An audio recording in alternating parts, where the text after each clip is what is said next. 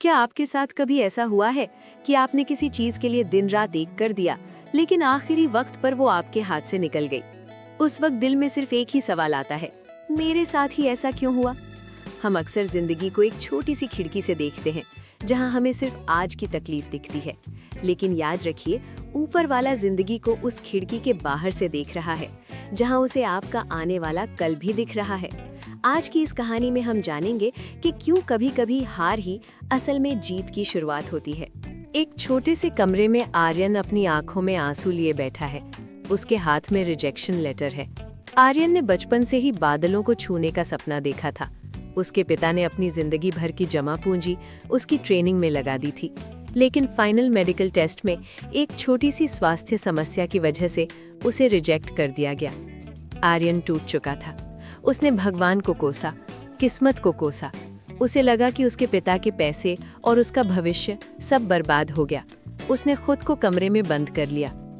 उसके दादाजी उसके पास आए और बस एक बात कही, बेटा, जो होता है अच्छे के लिए होता है।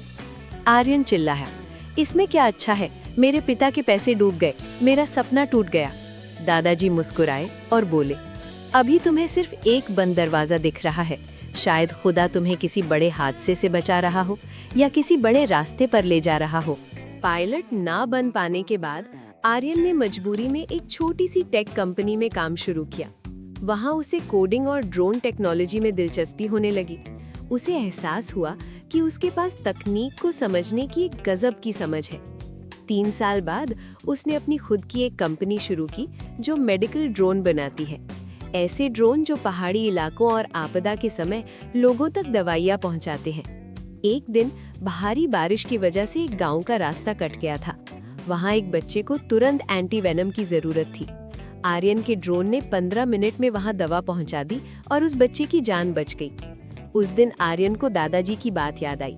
अगर वो पायलट बन गया होता तो शायद एक जहाज उड़ा रहा होता, लेकिन आज उसके एक रिजेक्शन की वजह से उसने एक ऐसी तकनीक बनाई जो हजारों लोगों की जान बचा रही है। हमारी जिंदगी एक किताब की तरह है। अगर एक चैप्टर खराब है तो इसका मतलब ये नहीं कि पूरी कहानी खत्म हो गई। हो सकता है कि जिसे आप नुकसान समझ रहे हैं वो असल में सुरक्षा हो सकता है कि ईश्वर ने आपसे आपका खिलौना इसलिए ले लिया क्योंकि वो आपको पूरा साम्राज्य देना चाहता है।